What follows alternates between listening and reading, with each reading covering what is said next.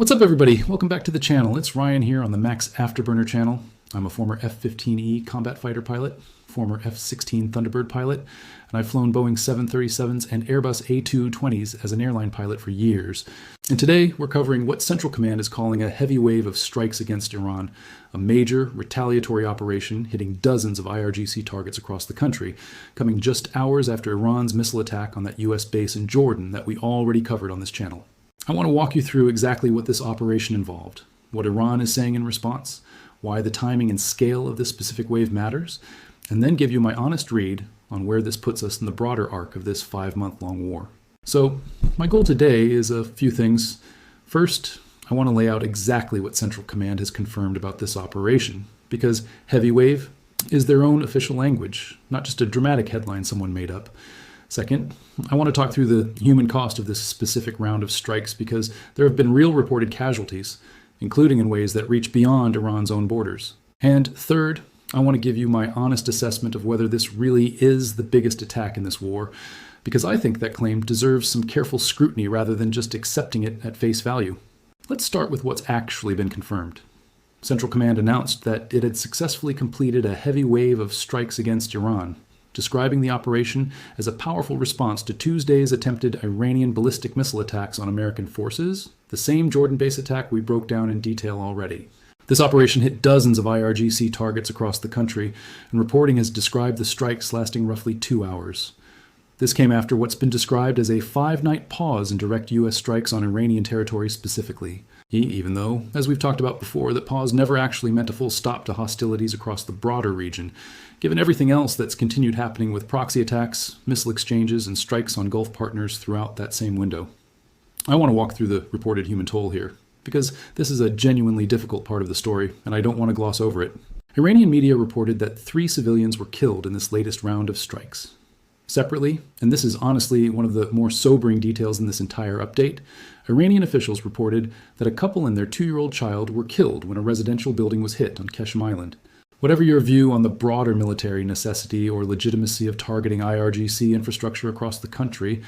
a strike that kills a family, including a toddler, in a residential building is a genuinely tragic outcome, and I think it's important to sit with that, rather than just moving past it as a footnote in a broader military update. There's also a separate connected incident worth mentioning, because it shows how this conflict keeps spreading beyond just direct US and Iran exchanges.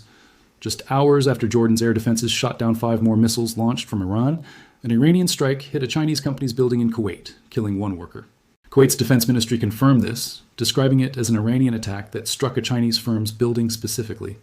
That detail matters because it tells you this war is now directly killing civilians and workers from countries that aren't Iran, the US, or even Iran's traditional regional Gulf adversaries. In this case, a Chinese national working at a business in Kuwait, which is about as clear an illustration as you can get of how far this conflict's collateral damage has spread beyond the core combatants. Iran's response to this heavy wave of strikes has been defiant rather than conciliatory. Iran's Revolutionary Guard said publicly that it will, in their words, punish the aggressor today, and specifically warned that countries aiding the United States in this conflict would also receive what they called a harsh response. That's a pointed threat aimed not just at continued strikes against American forces, but potentially against any nation seen as materially supporting the U.S. side of this war, which, given the coalition of countries hosting American bases and providing various forms of support throughout this conflict, is a genuinely broad threat if Iran actually follows through on it. The Guard also reiterated that it maintains what it called full control of the Strait of Hormuz, using some pretty defiant language, saying essentially that outside powers coming from thousands of kilometers away would not be allowed to interfere there. Let me take a few minutes to walk through what a 2-hour heavy wave operation like this actually looks like from an execution standpoint, because I think that helps put the phrase dozens of IRGC targets into real operational context. Hitting that many targets within a roughly 2-hour window means this was almost certainly a carefully sequenced multi-wave operation involving strike aircraft, likely a mix of fighters and bombers depending on the specific target types, standoff weapons like cruise missiles launched from ships, submarines, or aircraft at range, and probably electronic warfare support aircraft working to suppress Iranian air defenses and communications throughout the duration of the strike window. Targeting IRGC infrastructure specifically suggests this wave was aimed at things like command and control facilities, missile storage and launch sites, drone production or storage facilities, and possibly training or logistics hubs tied to the broader IRGC apparatus responsible for both the direct missile attacks on U.S. forces and the extensive proxy network operating throughout Iraq and elsewhere in the region that we've discussed on this channel before. Compressing strikes against that many separate targets into a 2-hour window requires an enormous amount of precise sequencing and coordination, making sure aircraft and munitions from different parts of the strike package don't interfere with each other, while also trying to hit as many targets as possible before Iranian air defenses and command structures have a chance to fully react and adjust to the fact that a major operation is underway. I also want to bring up something else I noticed in the broader reporting around this specific update, which is a mention of Reza Pahlavi's efforts related to Iranian regime change, described in one report as a currently faltering bid to position himself as a potential leader for Iran going forward. Pahlavi is the son of Iran's last Shah, who was overthrown in the 1979 revolution, and he's spent decades since then positioning himself as a potential alternative to the current Iranian government, generally advocating from exile for a transition away from the current theocratic system towards some kind of secular democratic alternative. The fact that this kind of regime change discussion is surfacing again now, in the middle of this heavy wave of strikes, tells you that some observers, and potentially some policymakers, are increasingly thinking beyond just the immediate military exchanges, and starting to at least discuss what a post-conflict Iran might actually look like. Though I want to be clear that a faltering bid, as it's been described, suggests this isn't gaining significant traction or momentum at this point. It's more of a background storyline running parallel to the main military conflict, rather than something driving the current strategic calculus in any concrete way. I also want to spend a minute on the Memorandum of Understanding that's been referenced a few times now in the reporting around this conflict, because I think it's worth explaining what that agreement was actually supposed to accomplish. Reports have described an MOU that both sides signed roughly a month or so before this current round of escalation, apparently intended to establish some kind of status quo arrangement, potentially limiting further advancement of Iran's nuclear program in exchange for reduced hostilities, similar to some of the ceasefire-type arrangements we've discussed on this channel in earlier videos about this conflict. The fact that this MOU appears to have been violated repeatedly, with Iran continuing to interfere with shipping through the Strait of Hormuz and launching various other attacks even after signing it, according to some of the commentary around this story, tells you that formal written agreements in this conflict have had a pretty poor track record of actually holding, which is consistent with the broader pattern we've talked about of pauses and ceasefires throughout this war, tending to be fragile and short-lived rather than durable turning points. Let me also touch on the oil and shipping angle here, because the Strait of Hormuz keeps coming up as a central point of contention throughout every single round of this conflict, and I think it's worth reinforcing why that keeps happening. Every time Iran reasserts what its Revolutionary Guard is calling full control of the strait, that's a direct challenge to the core American and international interest in keeping that critical shipping lane open for global oil exports, which is exactly why you keep seeing American strikes specifically framed around degrading Iran's ability to threaten commercial shipping through that waterway, alongside the more direct retaliatory framing tied to the missile attack on the Jordan base. I think this dual justification, retaliation for the direct attack on American forces, combined with the ongoing strategic objective of keeping the strait open, is part of why this heavy wave of strikes was framed the way it was, hitting IRGC targets broadly, rather than some narrower set of targets specifically and only tied to the missile attack itself. Let's talk about the broader arc of how we got to this specific point, because I think the timeline here really illustrates just how repetitive and cyclical this war has become. Trump had ended what one commentator described as a ceasefire in name only roughly 2 weeks before this, restarting strategic strikes on the IRGC after Iran kept interfering with shipping through the Strait of Hormuz and launching various other attacks even after both sides had signed a formal memorandum of understanding. Even after restarting those strikes, Trump reportedly kept diplomatic channels open, which led to yet another pause just this past week. Then Iran's missile attack on the Jordan base broke that pause almost immediately, and Trump reportedly said it was now, in his words, our turn, which is exactly what led to this heavy wave of strikes we're discussing today. So if you're keeping count, that's a pause, followed by a violation, followed by strikes, followed by another pause, followed by another violation, followed by this current round of strikes, all happening within just the past few weeks. That pattern, I think, is the single most important thing to understand about where this war actually stands right now. It is not moving in any kind of clean, linear direction toward either resolution or all-out war. It's stuck in a repeating cycle of brief lulls and rapid re-escalations. Now, let's get into the question I said I wanted to address directly, whether this actually qualifies as the biggest attack of the war, because I think that claim deserves honest scrutiny rather than just accepting the dramatic framing at face value. Back in early April, Defense Secretary Pete Hegseth had already described a different round of strikes as what he called the largest volume of strikes on Iran since the war began, tying that specifically to pressure building around a deadline related to reopening the Strait of Hormuz. So this most recent heavy wave, however significant it clearly is, given Central Command's own description of it as heavy and given the reported scale of dozens of IRGC targets hit over roughly 2 hours, is not necessarily the single largest strike operation of the entire war when you look at the full 5-month timeline. I think it's fair to describe it as one of the most significant recent escalations, particularly given how directly it followed Iran's own attack on American forces,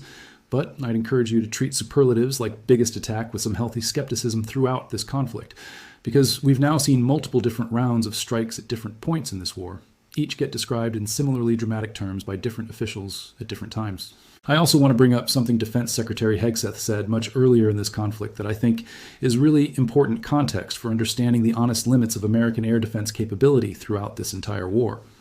Back near the beginning of this conflict, Hegseth publicly acknowledged that the U.S., in his words, can't stop everything that Iran fires, even while asserting that American air dominance was quickly giving the U.S. effective control of Iranian airspace. He specifically said that while the U.S. had spared no expense or capability-enhancing air defense systems to protect American forces and allies in the region, that effort doesn't mean every single incoming threat gets stopped, just that maximum possible defense and force protection had been established before the U.S. went on the offensive. I think that's an important, honest acknowledgement to keep in mind, especially given some of the more recent reporting we've discussed on this channel about actual missile stockpile depletion and reported triage decisions being made about which threats to intercept. Because it's a reminder that even with genuinely impressive American air defense capability, this war has never been a scenario where the U.S. side faces zero risk or zero casualties, and Iran has continued to demonstrate real capability to hit targets, including tragically civilian targets, throughout this entire conflict. I also want to spend a minute on the human element from the American side of this operation too, because I don't want this to sound like only Iranian and regional casualties matter here. Executing a heavy wave operation like this, coordinating strikes across dozens of separate targets within a compressed 2-hour window, requires an enormous amount of coordination among aircrews, mission planners, intelligence analysts, and support personnel, many of whom have already been operating at an extremely high tempo for 5 months straight, given how frequently this conflict has cycled through pauses and re-escalations. Having flown in sustained combat operations myself, I can tell you that this kind of repeated cycle, stand down, stand back up, execute a major operation, stand down again, only to repeat the whole process again days or weeks later,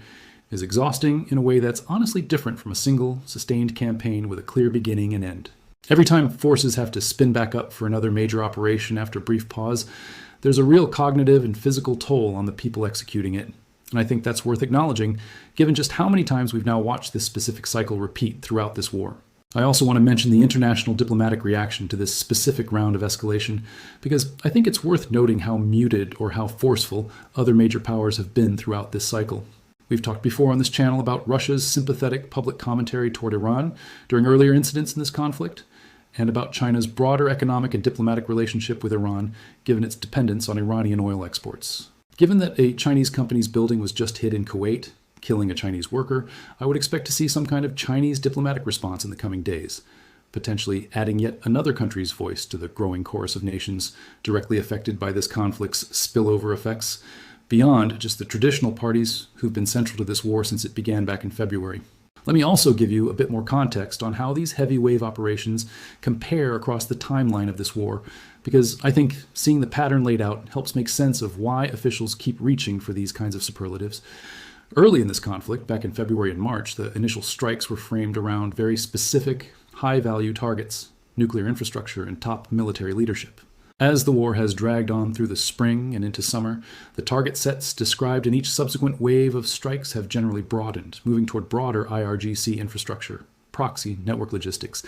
And now, in this most recent wave, another broad hit against dozens of targets tied to the organization responsible for both the missile attacks on U.S. forces and the broader network of regional proxy activity. That broadening pattern went from narrow, high-value targeting early on to broader systemic infrastructure targeting now, 5 months into the war, tells you something important about how American strategy has evolved over the course of this conflict, moving from what looked initially like a more surgical, limited operation towards something that increasingly resembles a sustained, broad-based campaign aimed at systematically degrading the IRGC's overall capability, rather than just addressing specific, narrow threats as they emerge. Let me give you my honest opinion on all of this, because I think there's a real strategic pattern worth examining here.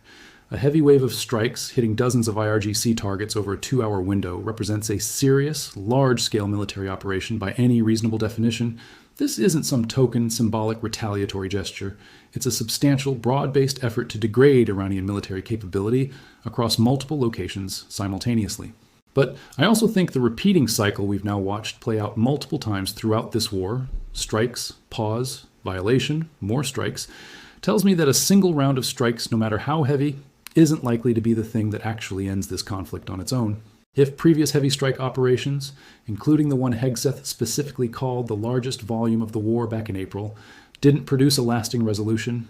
I don't think we should assume this most recent wave will either, even though it's clearly a significant and consequential operation in its own right. I also want to talk about what I think this specific pattern tells us about Iran's own decision-making throughout this war,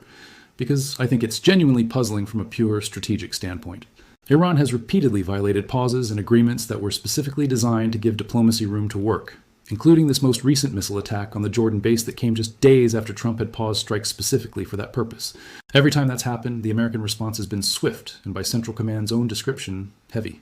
If you're Iran's leadership, and you keep watching this same pattern play out, violating a pause leads directly to a significant retaliatory strike, you'd think at some point there would be a strong incentive to actually hold to whatever agreement or pause is currently in place, rather than repeatedly triggering these heavy wave responses. My honest read is that this tells you something important about Iran's own internal command structure that we've talked about before on this channel. There may genuinely be a disconnect between what Iran's diplomatic negotiators are agreeing to and what IRGC military commanders on the ground are actually willing or able to enforce. Or alternatively, Iran's leadership may have made a calculated decision that continued military pressure, even at the cost of triggering these heavy retaliatory strikes, is worth it as leverage to try to extract better terms in whatever ongoing diplomatic discussions are happening in parallel. Let me also touch on the broader regional spread of this conflict, because I think that Kuwait incident with the Chinese company building is a really important detail that deserves more attention than it's probably getting in a lot of the coverage. As this war grinds on, month after month,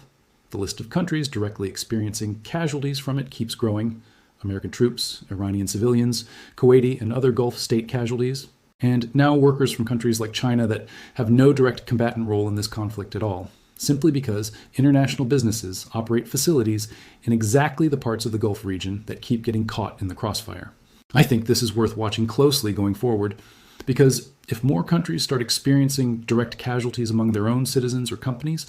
even as bystanders rather than combatants, that could start creating diplomatic pressure from an increasingly wide circle of nations. Not just the traditional parties directly involved in this conflict, all pushing for some kind of genuine lasting resolution, rather than this ongoing cycle of pauses and re-escalations. I also want to mention something relevant to the missile stockpile conversation we've had on this channel before, because I think it connects directly to this heavy wave framing. If American interceptor stockpiles really are being strained the way some of the reporting has suggested, with estimates suggesting it could take 3 or more years to rebuild Patriot and THAAD stocks back to pre-war levels, then large-scale offensive operations like this heavy wave of strikes actually make a lot of strategic sense as a complementary approach to pure defense, rather than just continuing to absorb missile and drone attacks and burning through increasingly scarce and expensive interceptors, trying to stop every single incoming threat. Degrading Iran's actual capability to launch those attacks in the first place, hitting the launchers, the storage facilities, the command infrastructure directly, is a more sustainable long-term approach if your defensive stockpiles are genuinely running low. I think that's part of the logic behind why we keep seeing these periodic, heavy offensive waves throughout this war, rather than the US simply settling into a purely defensive posture and just intercepting everything Iran throws at American forces and regional partners. Let me also give you my take on what I think happens next, because I know that's really what everybody wants to understand at this point. Given Iran's Revolutionary Guard has already publicly vowed to punish the aggressor and threaten countries aiding the US with harsh responses, I think we should expect some further Iranian response in the near term, whether that's another round of missile or drone attacks against American bases, continued pressure against shipping in the Strait of Hormuz, or further proxy attacks through the militia networks in Iraq that we've discussed on this channel before. Given the pattern this war has followed for 5 months now, I don't think anyone should be surprised if this heavy wave of strikes gets followed by yet another attempted Iranian retaliation within the coming days, continuing the same cycle we've now watched repeat itself multiple times throughout this conflict. I also want to acknowledge, before wrapping up, that reporting on operations like this always carries some inherent uncertainty in the early hours, and days afterward, casualty figures get revised, target counts sometimes get adjusted, and competing narratives from different sides of the conflict often take time to sort out against more independent verification. I try to give you the most accurate picture available at the time I'm putting these videos together, but I'd encourage you to treat some of the specific figures here, the exact target count, the precise casualty numbers, as still subject to revision as more information comes out in the days ahead. So here's my bottom line on all of this.